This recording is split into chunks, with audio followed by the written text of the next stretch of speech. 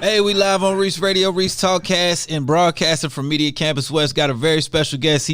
He flew in on a helicopter. I'm just kidding. He's all the way from Alabama, man. He's got a lot of great things going on. His organization is helping youth all across the Southeast, and we just want to give him the warmest welcome and hit the hype bell. We got Dr. Pastor Hunter in the building. Thank you, Doc.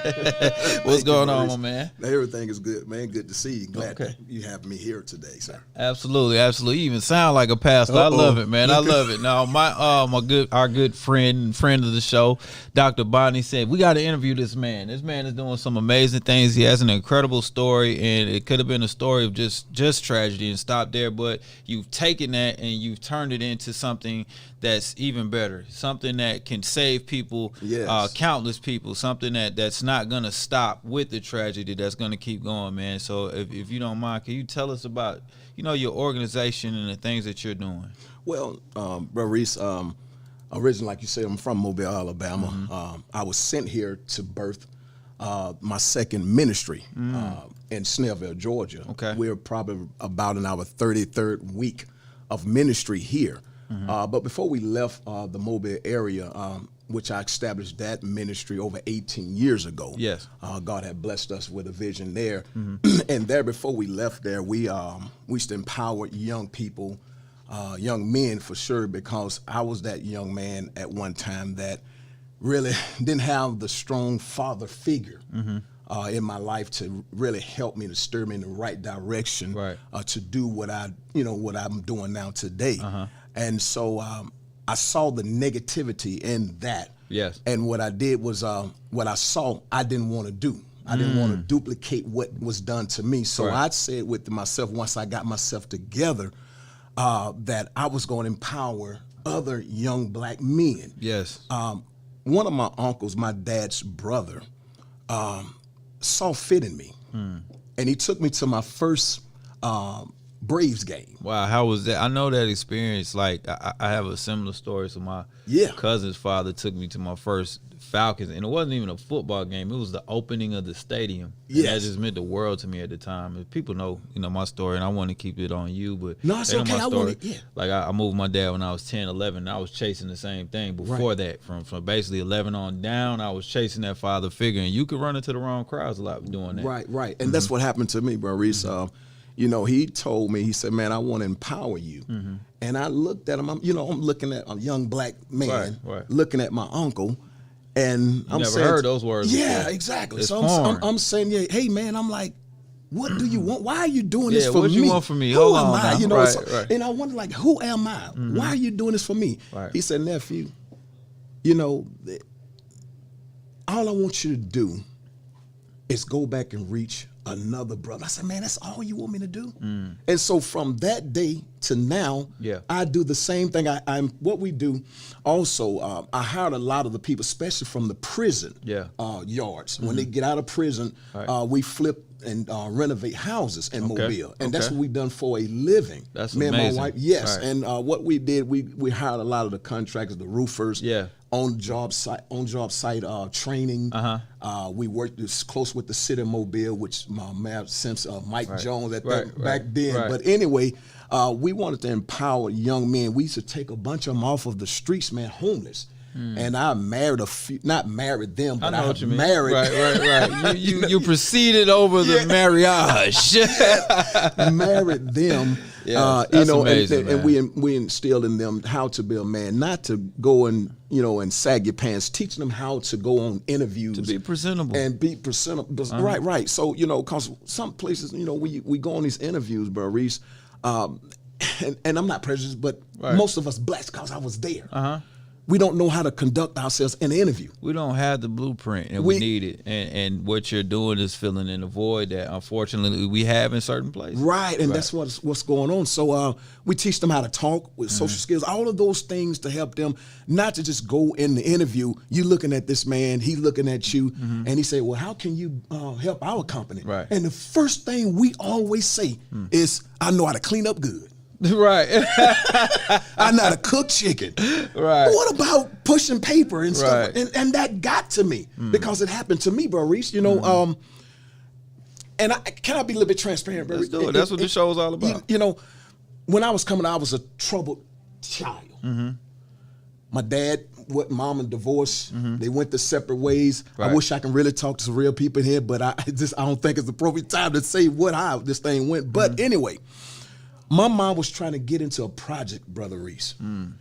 And one of the actual police officers, the head security, whoever they was, right. the head guy, anyway, he wanted to meet me because I was a troubled child. Yeah. My mom could not get into those Orange Grove projects unless they talked to me.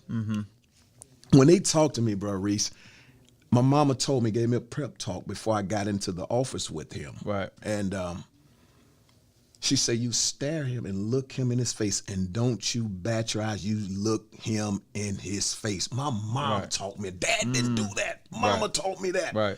And I looked at this guy, but you know what he did, Reece? And I have to tell people this everywhere, all over, man, because, you know, look how many of us as a black have to deal with this trauma. Yeah. I think when you get treated like I was treated, it's going to do two things. It's going to paralyze you or it's going to motivate you. Yeah. But when this guy looked at me, he had told me, say, you black thug. You ain't gonna mount up to be nothing. And my mom was sitting right next to me. As this man is breaking you down. Right. Breaking me down in front of my mama. And I'm sitting there, my only thing between my mom getting to this project is me and, you know. And you have to sit there and take that. Because you know the thing at stake is your mom's to be able to stay somewhere. That's what I'm talking about, brother. And he low rated me, and man, he called me names and he talked to me like I was garbage, nothing. right? But you know what? It motivated me, bro, Reece. And see, I know how us as people, and I don't want to just put emphasis on just black, because I remember your dad in the back said he don't see color, he don't see this, that, black or white. He just, but I want to be open and transparent. Right. You know, this is where I was. No, and this is what brought me to the place where I'm at today. Right. Because my passion is that I want to help men, women, boys, and girls to see a better life than what they have seen. Right. You know, if you want to build people up and give them something to look forward to, some hope. Right. Yes, the hope, and that's what that's been my journey ever since. So what I do now is even in the church, we bring the young people. I mean, I deal with a bunch of young people. They love coming in, Pastor Hunter. But what we do, we don't want to always just beat people up with the Bible. Yeah, we want to make sure we can empower them spiritually and naturally. Once you get in the church, you get your life saved, whatever you know, walking with God. Man, you don't want to be in the church and you're saved and you whatever and you're broke. Right. You can't pay your bill. Right. How you going to serve God and you're broke at the same time? Well, they say when your cup runneth over, that's when you're able to help the rest of the people. Right. And I tell people that, man, the same thing. Everything that's in your cup belongs to you. Right. When the overflow, it belongs to the person that it overflows to. Absolutely. But I tell them, it just don't belong to anybody in the overflow. It's the people that are connected to you. Absolutely. Because people get what you got and take it and go. Right. And leave you left hanging, man. Right. And empty. Yes. So, Bro Reece, you know, I'm excited that even to this day, we still empower young people. Just not recently, during Christmas, we had a big toy drive. Thank God for Sister Bonnie and her husband Frank was there with us, and we had a bunch of different sponsors to help us. Soft Cobb, David Harris, Chief Harris, and all of these guys, Hugh Bailey, all of these guys. Toss for Tots. We worked together, man. And at that service, we had a motivational speaker. I don't know if he's what his name, Steve McClendon. Okay, Steve McClendon. He was one of our speakers for us to help encourage the young people. You know, the guy played for the Buccaneers. Yes, right. And somebody they can look up to, some type of icon. But I tell you, man, in that story, my heart just went out, and it was actually our first Christmas program, Christmas event. We served over 200 plus families, man. That's beautiful, man, with toys. And these are sometimes families that need it. They need it the most. And you be able to provide that. And then showing the families and the kids something different that, hey, we in this together. Yeah. We're going to make sure you good. You do what you're supposed to do after this, and then we can all kind of move forward together. Right. And so old folks always said, man, you can lead the horse to the water, but you can't make them drink it. Absolutely. Right. And that's where I am today. Of course, I would always say it ain't always been a flower bed of roses, but we have been in situations where people have made mistakes, bro. Yeah. And people have failed. Well, I say you're not defined by your mistakes. You're defined by what you do in retribution of them. You're right. And so we don't give up on people, man, like they gave up on us. You know, that's what happened. So I was determined in my heart, my life, even with my wife, that we are going to push no matter what. Yeah. And I would say this because I was married once and was divorced before I met my beautiful wife. Now, you know, my son, he was a troubled child himself.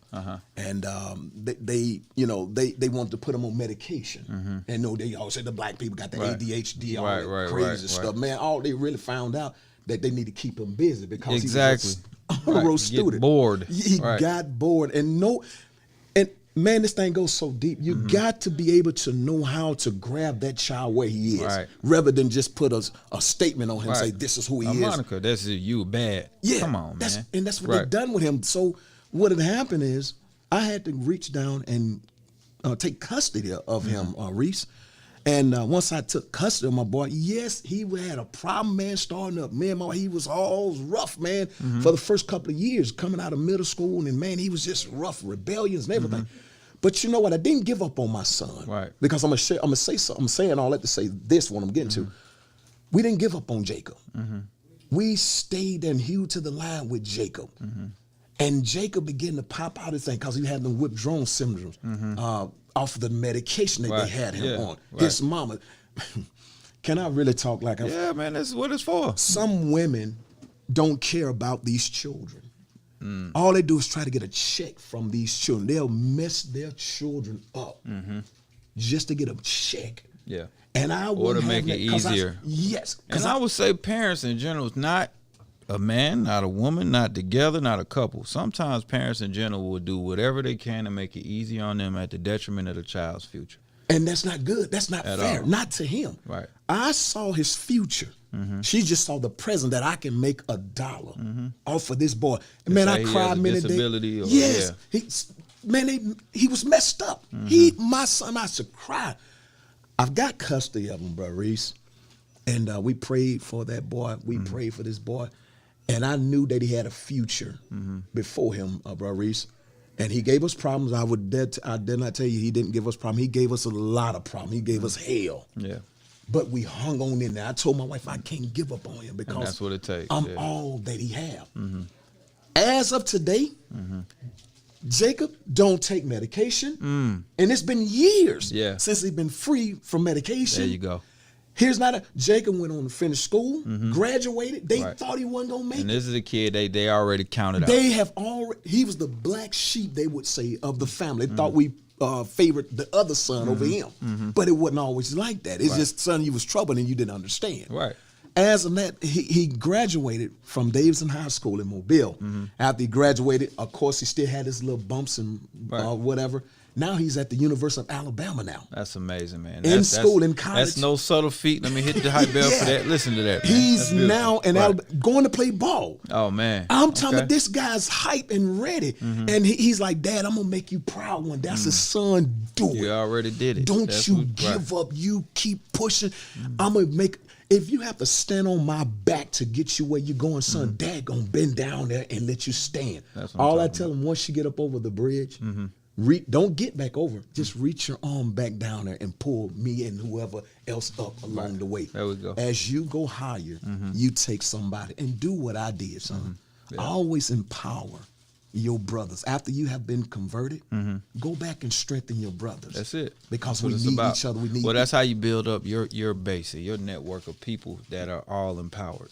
Yes, exactly. So even to now, man, we raised them up playing the drums in the church, and even to this day, we get young people. We call them pew babies. And we watch them grow up, and we watched a lot of them go to school and graduate and become successful, man. So today again, we're here now. To empower young people that are in our community, bro, Reece, to help them to see a better them. That's it, man. And you know, we try to build. We and one thing I'm gonna say this, and I'll let you say whatever, bro, Reece. I want to challenge the people to deal with mental health. Mental That's major. health, right? because that's a problem, especially when you're a single mom, single parent, dad. And ain't just all the women's always have be the single mom or whatever. I was a single dad. You become a single dad, and people don't get that twisted. Right. And because when that happens, broken families can cause dysfunctional in people's life. They unbalanced. They have a dysfunctional. And so I say that to say this, that we want to empower people to deal with mental health. Yeah. That you're not alone. You have somebody there to talk with, because that's what happened to us, Brother Reec. Yeah. And through the trauma and the things that happened to us in our past. And we want to deal with those things. We want to deal with marriages, broken families, broken homes, broken marriages. We have ministry that's going to deal with marriages. All of that is needed, because the more you strengthen the family up, you see the better neighborhoods become. You have more people taking accountability. There's more love. It's more balance within the household, and all of those things accumulate to a better community, better neighborhood. Yes, right, exactly. And so I'm not just a father to my daughter Mahaley and Jacob and James. I'm also a father to that young boy over there that don't have a dad. Right. And be able to help him when he need a haircut.